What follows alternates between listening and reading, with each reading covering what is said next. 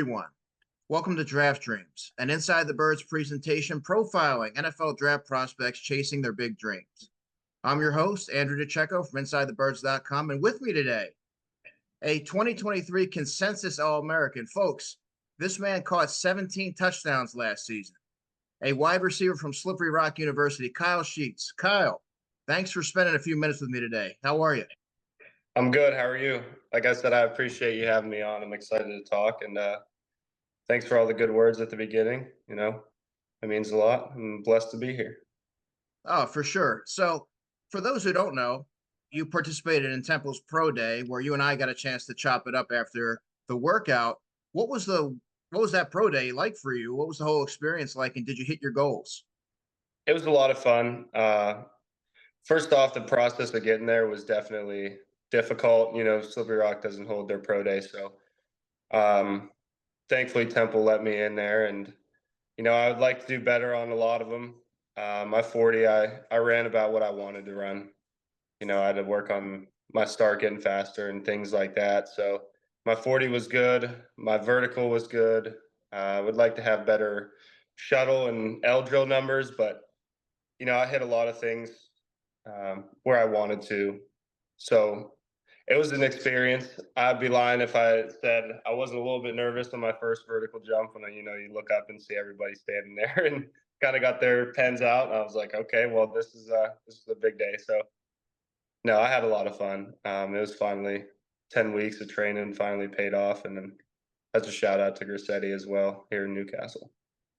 Now, we should mention Terry Gretti. Terry was a former player at Slippery Rock back in the day. I think it was back in like 2006 to 2008. I remember that was when I was at Lockhaven out that way. And he's done a lot of great work, the Gretti performance. So can you talk a little bit about Terry and how he's helped you through this process? Yeah, I talked to him really right after the season, and he kind of asked me what my plans were, and I was hoping I could get in there because of a local guy, former Slippery Rock guy, like you said. We probably had close to 30 guys there, and it was a 6-day-a-week thing. He did everything. We had yoga. We would go on the field and do work like that. Definitely pushed us, made us a lot better athletes, a lot better people as well. We got a chance to talk to former and current players on Zooms. We'd have nutritionist meetings, and he kind of had a diet and food set up for everybody. So he did a phenomenal job. And there were some days where it was like, man, this is tough, but everyone's trying to reach the final goal, and he kind of said, you're trying to become broke to a millionaire, so it's not going to be easy. And Terry does a great job. I'm still going there now. Thankfully, he's let me still work out there now. So him and Piper and all those guys really did a great job in getting us ready for our days.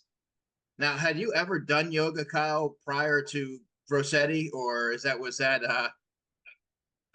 something that you were just trying out for the first time? That was my first time doing it. I needed to. I was excited. My hips, I definitely needed to loosen my hips up, so that helped a lot. But it was a lot of fun. The first couple times, it was almost harder than the workouts that we were doing. I was like, man, this is tough. But no, it was great. It was my first time. I took a class on it in college, but I didn't we never really did too many workouts. It was just more studying it. So it was a lot of fun. How have you found that to be beneficial in terms of like route running and things like that? So it's let me get into my hips. Like I can drop down easier, and just even smaller things like tracking the ball, like you can make that back shoulder catch easier if you can get your hips flipped around and just things like that. So it's more just fluidity in your route running, like you said, and being able to drop and kind of keep that pad level throughout the whole route. Now, for those who aren't familiar, Kyle, you're 6'4". What's your weight at right now? I'm about 220. I weighed in 217 for the pro day, which was light for me. I kind of saw that and I was like, wow, I haven't been that weight in a while, so I don't know what was going on. But yeah, I'm about 220 right now. And you ran a really fast time, at least in my eyes. I know you had higher expectations, but tell the listeners what you ran at 6'4", 217. They had me official at 4.52, I believe. Yeah, and John said you've even time faster than that in training and things like that. So you definitely have some explosion to your game. Now, coming off of the pro day, Kyle, have you seen any interest from teams? Like, did that really help your stock at all?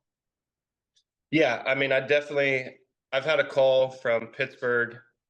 Denver has interest too. I'm hearing the Patriots. I've talked to Philly. So I mean, I think the calls come in here about a week or so. That's what I'm hearing from John. Is kind of like, they sit down and do their talks now, and then the calls will come out. So I've had contact with teams, and I mean, I've talked to them down in Texas for the Gridiron Showcase, and they were visiting during the week.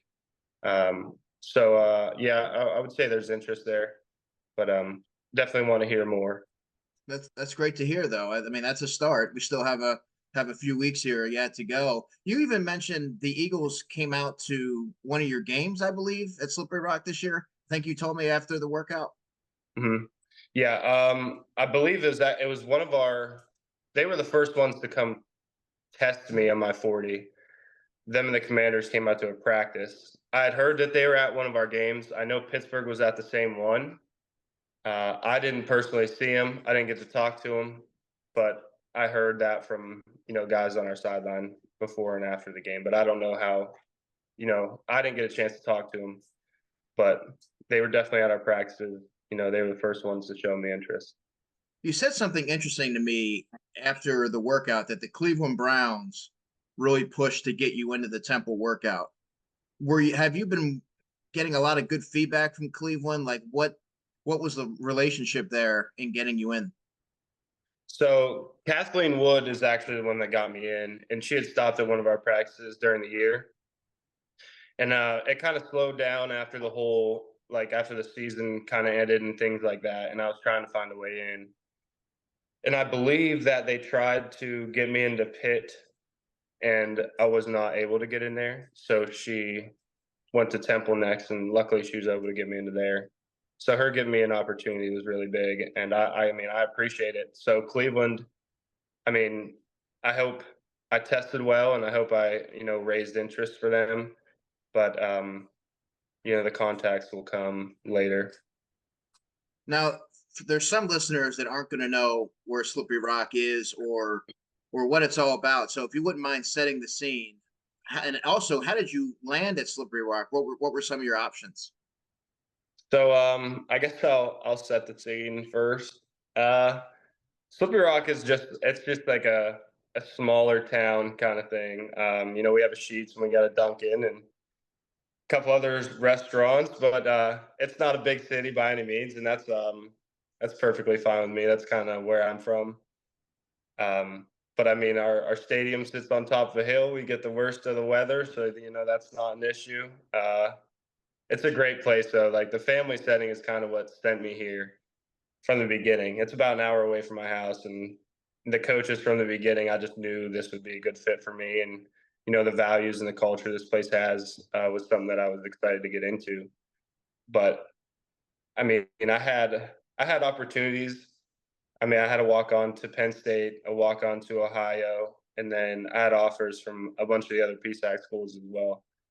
But Slippery Rock was the first ones to offer me right out of a camp my junior year, and I had a feeling like this was where I wanted to go. So luckily, they gave me that chance and let me have an ability to showcase here. And hopefully, I made the most of my opportunity, and I was just lucky they were able to give me a chance. You mentioned the culture at Slippery Rock. Could you expand on that? Yeah, I mean, we're tough, hard nosed. Like we still go 100% in practice. Now I tell people that, like, yeah, I mean, our defense is still hitting all the way through the season. So, we just kind of, we like to work for everything, and the guys here kind of all fit the same build, and everyone's down to, hit every day. It gets tiring after a while, but that contact and that downhill type attitude gets us to where we are now, and I mean, it's just a lot of fun. Like the coaches and everyone get along outside of football, and then as soon as it comes to practice or something, like everyone's locked in. And I think that just helps us win games. Just want to get inside your mind a little bit here, Kyle, in terms of your preparation, because you seem to be inside the minds of the defensive backs covering you, having watched you play. During the weeks, what's your preparation like? So outside of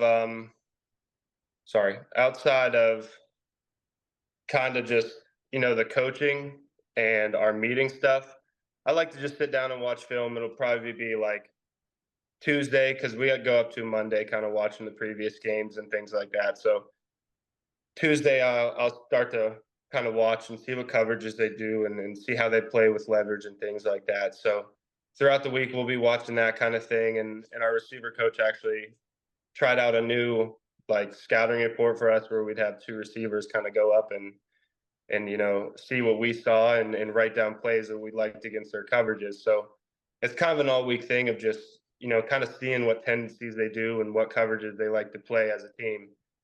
Um, and then you kind of go to players and see how they play and what kind of attributes they have and if they're a ball hawk kind of guy, if they're physical and what they want to do off the line.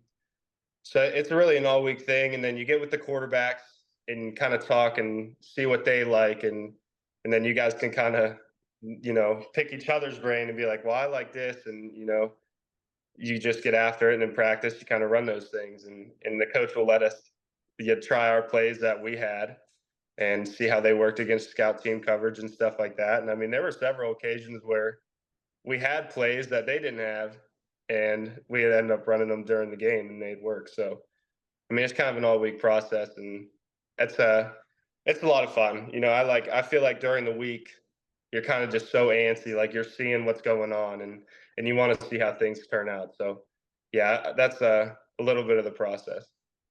Now, one thing that really jumps out when I watch your game is your releases. You're really technically sound in getting off the line of scrimmage. Because do you attribute that to your bigger body, your hand usage? Like, what have you done to really refine that area of your game? There's definitely a lot of work I need to do on it.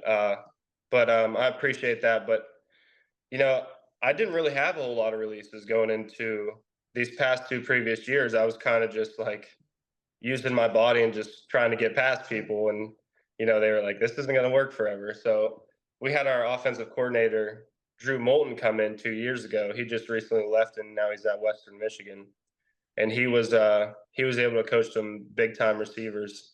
And he was the first one to kind of work with me and show me half steps and show me how to get off the ball in certain leverages. So this past year, um, I did work a lot of releases, and there's a lot of times I'd like to learn more and kind of get used to that more physical type of play.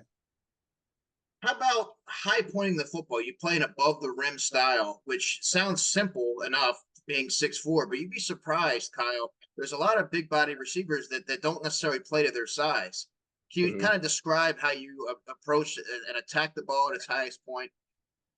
Yeah, I don't know. That's something that's really just been how I've played since high school, kind of deal. I mean, I don't know. I always, as a kid, liked making those big time catches, and they'll joke with me up here like, "Why, you need to quit hitting the ground so hard." And I'm like, my job is to go catch the ball. Like I'm gonna go up and get it when I can. So yeah, I enjoy that. I enjoy the jump ball opportunities. Like as soon as we get in the red zone, that's where I like to have fun. That's what we'll run after practice. We'll do our extra stuff and I'll be like, okay, let's get a couple goal line fades in. So no, I enjoy going up and getting the ball.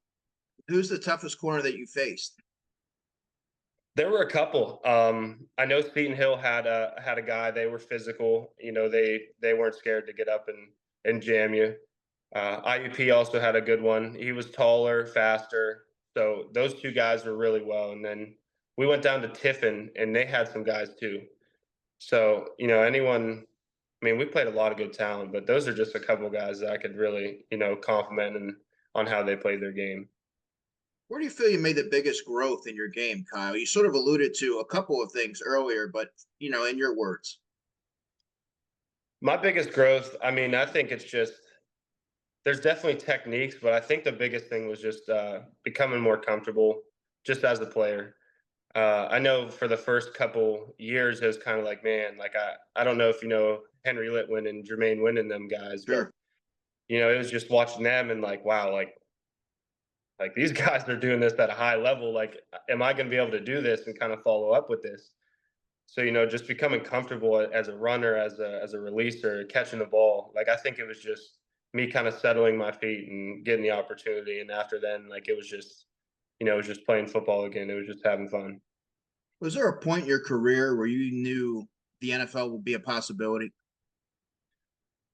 Uh, I I don't know. I know in the summer, like I said, when Philly and the Commanders came and timed me, that's when I kind of was like, okay, they're not here for no reason. Like they're not just going to waste their time. And I remember I sat down with my dad and he was like, "Hey, like if we're going to do this, like you need to go all in on this. Like they're here." And I was like, "Yeah, you're right." And ever since then it's just kind of been reaching towards this goal. And I remember freshman year, like I said, Henry and those guys, I was like, "Man, that they got teams coming in every day for practice." I was like, "That's awesome." Like, man, hopefully, one day I can get to that point.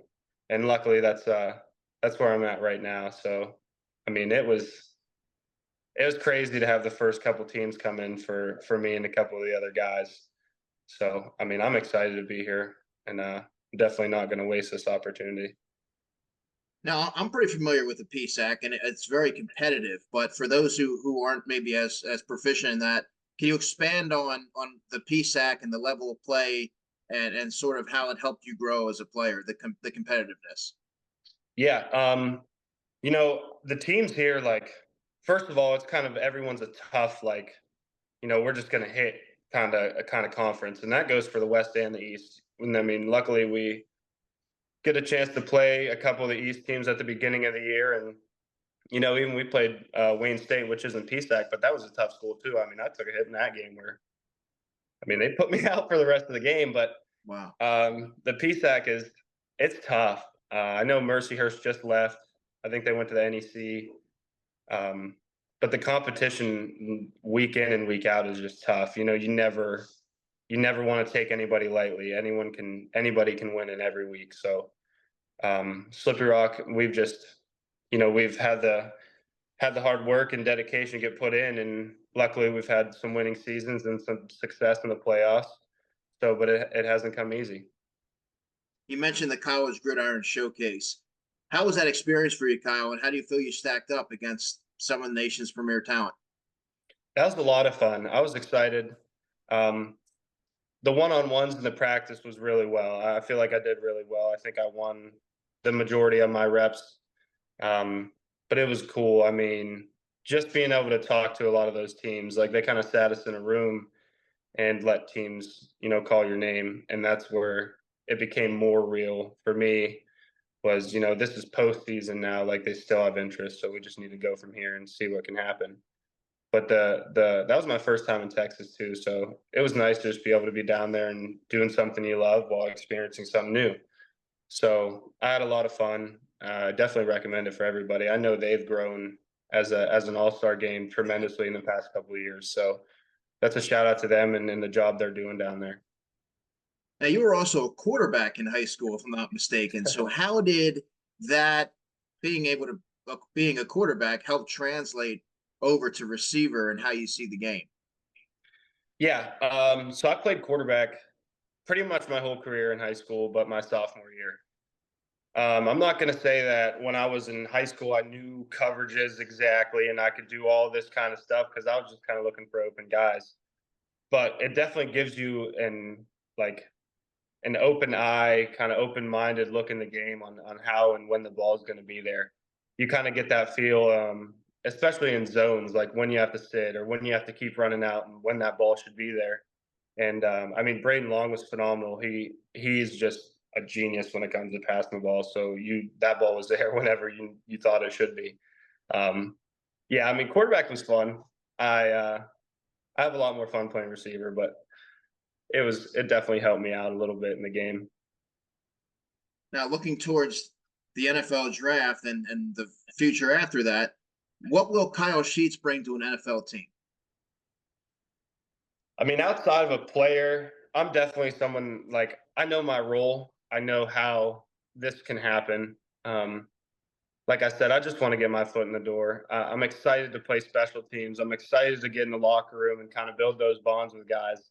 Um, that's what I'm more excited about. And then the play will come to. I mean, I don't expect to get in there and start making plays as however my opportunity comes. Like I'm not going to be in there like I deserve to be playing. I know I'm raw as a player, and I know I'm ready to learn. So I'm just excited to hopefully build a culture and get into one and see how I fit in there and just make the most of my opportunity.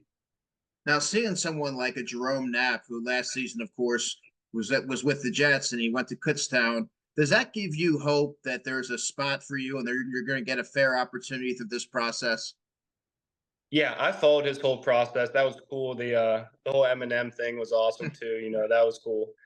So yeah, seeing guys like that and these D2 success stories you hear, like that just makes you more excited and hopeful that you'll find an opportunity. But yeah, I mean he did a great job there. I've only heard good things about him. I've talked to Jordan Davis a couple times on Twitter, which was one of his former teammates, and that's kind of what we talked about, was just making opportunities for the guys behind us and opening doors. Have you given any thought to what it's going to feel like to get that phone call and learn what team you're going to be playing for? I've tried. I don't know. It's gonna be exciting. I'm just gonna be sitting at home with some family members, my mom, my dad, my girlfriend, and a couple more people. But I'm just gonna watch the draft as normal and just I expect the call to come afterwards. So I mean, we're just gonna sit there and enjoy our time. I'm a big draft junkie. Like I've been doing mock drafts for probably 2 months now. Like I love doing that kind of stuff. So I'm gonna be stoked to just watch it and see who goes where, and then afterwards, kind of see what happens. Did you draft yourself in the mock draft? I didn't. I didn't. I usually use Pittsburgh as my team, so I kind of fill the needs that they need and have my fun and see what happens. Gotcha. Good answer. Last one for you before we get out, and I do appreciate you being gracious with your time here. What's next for you over the next couple weeks? I expect there to be some buzz coming off this workout, and you mentioned some teams being in the mix here. What's next for you? I mean, I'm just gonna keep training and lifting, running routes, and things like that. And I mean, I just gotta wait now. I feel like this is the toughest time out of the whole process, is just waiting. But I'm definitely gonna keep training and just keep trying to gain myself a better chance to get this opportunity. So I'm excited. I know my parents are. I mean, my dad especially is just like, it's killing him just waiting. I'm like, listen, man, like I'm here, like I'm trying to wait too. I'm stoked. Uh, so I'm excited. I'm just gonna put my head down and keep working. I'm really excited for you to get this opportunity. Some team's going to get a really good red zone player and an all around receiver. And I can't wait to see what the future holds for you, Kyle. That's going to do it for this episode of Inside the Birds Draft Dreams. For Kyle Sheets, I'm Andrew DiCecco. Thanks for tuning in.